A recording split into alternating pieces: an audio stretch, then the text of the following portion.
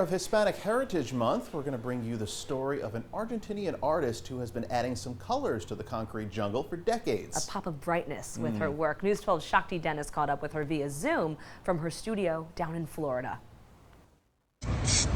As an artist and as a person, I just want to live in a nicer, kinder, more loving world, and I aspire to do that with my work. Magdalena Marcenaro, better known as Magda Love, has been embellishing the streets of New York for the past 2 decades. Being part of the everyday landscape and just try to make it a little bit better.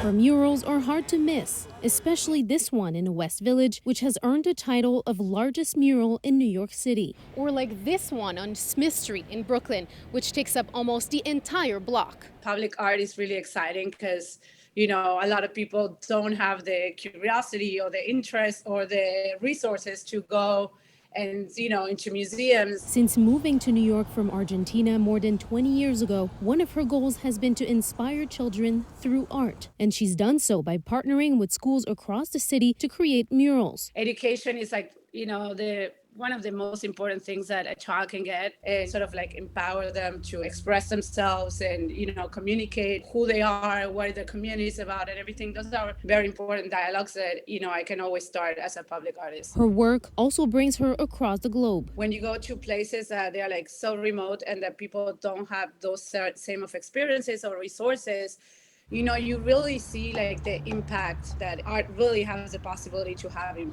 people. For the past few months, she's been spending most of her time in her studio in Florida to work on her upcoming solo show. I realized, how great is the idea of being in people's homes, permanently. Although she says 2 new murals are likely to pop up in the city by the end of the year. From Brooklyn, I'm Shakti Dennis, News 12.